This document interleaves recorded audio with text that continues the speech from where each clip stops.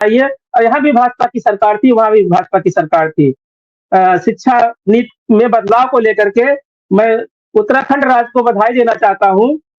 पहला राज्य ऐसा था उत्तराखंड जो 12 जुलाई 2022 को अपने राज्य में नई शिक्षा नीति को पूर्णतः लागू कर दिया।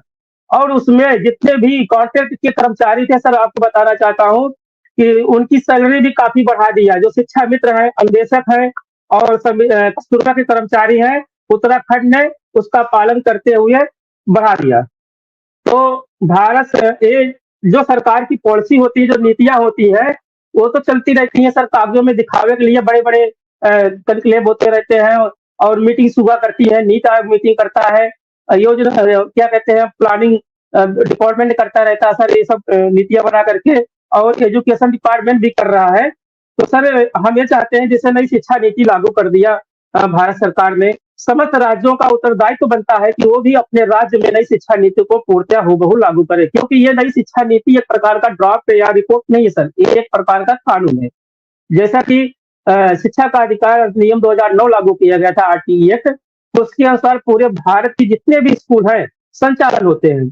उसी प्रकार से ये भी एक कानून है। उसी कानून की परिधि में सर ये स्पष्ट इसी नई शिक्षा नीति में लिखा भी गया है कि कोई भी टीचर जो है कॉन्ट्रैक्ट पर नहीं रहेगा जब लागू हो जाएगा। लेकिन सरकार उस तथ्य को, उस पॉइंट को कभी भी क्या कहते हैं सॉर्ट आउट नहीं करती है। उन्होंने क्या किया, नई शिक्षा नीति के तहत जितने भी हमारे बीएड के प्रोग्राम थे उसका ड्यूरेशन बढ़ा दिया, डीएलएड का बढ़ा दिया, और इसके बाद जो ग्रेजुएशन करते हैं उनका भी प्रोग्राम बढ़ा दिया। सारा सब कुछ सर कर दिया नई शिक्षा नीति के तहत। लेकिन जो है जहां कर्मचारियों के हितों की बात आती है, जहां संविदा कर्मचारियों की पीड़ा की बात आती है, सरकार बहुत संवेदनशील दिखती है सर। और अभी तक उन्होंने पूर्णतः जो कर्मचारियों के हितों की बात उस नीति में, उस ड्राफ्ट में, उस रिपोर्ट में कहा गया था, उसे लागू ही नहीं किया सर।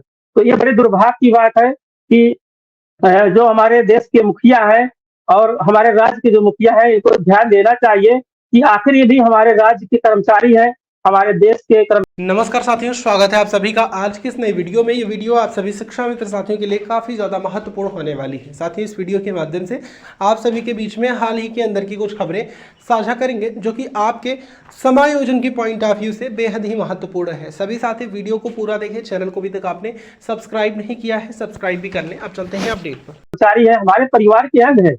शिक्षक जो होता है समाज का एक अहम बिंदु माना जाता है सर, वो समाज को अग्रसर करता है सर। तो उस पर भी सरकार को ध्यान देना चाहिए। उनकी ऐसी नीतियां होनी चाहिए कि जिससे समाज को आगे एक सीख मिले कि हाँ, ये शिक्षकों की समस्याओं पर ध्यान दे रहे हैं, सबकी समस्याओं पर ध्यान दे रहे हैं सर। तो नई शिक्षा नीति के तहत सर जो है मातृभाषा शिक्षा पर जोर देने के लिए इसको लाया गया था, गवर्नमेंट ऑफ इंडिया ने लाया गया था। और मैं आरटीई की बात करता हूँ। आरटीई 2009 उत्तर प्रदेश में 1 अप्रैल 2010 को लागू हो गया सर। उसमें भी स्पष्ट लिखा हुआ है धारा 23(3) के अंतर्गत कि राज्य सरकार जो है अपने कर्मचारियों को जो है उनका रिक्रूटमेंट करे, सैलरी अच्छी दे। लेकिन उस धारा 23(3) के अंतर्गत तो कभी भी कोई भी अधिकारी ध्यान से पढ़ता ही नहीं, देता नहीं है, बस तो कहते हैं कि सरकार पैसा नहीं दे रही है। जब प्राविधान है, लॉ है, तो क्यों नहीं आप उस बात को फॉलो करते हैं। सबसे अहम बिंदु सर आज की डेट में ये है। तो आज हमारे जो है लाखों शिक्षा मित्र हैं, उनका मानदेय कितना पूरे जीवन का स्वर्णिम समय बिता दिए सर। अन्वेषक भाई हैं, केवल उत्तर प्रदेश को छोड़ करके सर आपको बताना चाहता हूँ, थोड़ा जानकारी देता हूँ। महाराष्ट्र में शिक्षा मित्र को बस्ती साला कहते हैं सर, हिमाचल प्रदेश में असिस्टेंट टीचर कहते हैं, मध्य प्रदेश में शिक्षा कर्मी के रूप में संविदा कर्मचारियों का समायोजन भी कर दिया गया इतने राज्यों में सर। तो और बिहार में भी संविदा शिक्षक जो अन्वेषक थे, शिक्षा कर्मी थे, सबका समायोजन कर दिया गया था। उनका वेतन जो है 35,000 से 45,000 तक का संग कर दिया गया। लेकिन उत्तर प्रदेश में आज 10,000 के ऊपर आंकड़ा ही नहीं जा रहा सर। पता नहीं सरकार कहाँ सो रही है, विभाग के जो जिम्मेदार अधिकारी हैं सर कहाँ सो रहे हैं। बड़े दुख की बात है सर। हरियाणा में जो ये इस प्रकार के टीचर होते हैं शिक्षा मित्र अन्वेषक, उनको गेस्ट टीचर कहते हैं सर। उनकी सैलरी 34,580 रुपए है। उत्तर प्रदेश से बहुत बेहतर है, बहुत बड़ा राज्य है सर। संसद सर, केंद्र की जो सत्ता होती है उत्तर प्रदेश के रास्ते से गुजरती है। लेकिन सर यहाँ के जो कर्मचारी हैं अपनी पीड़ा से बहुत दुखी है सर।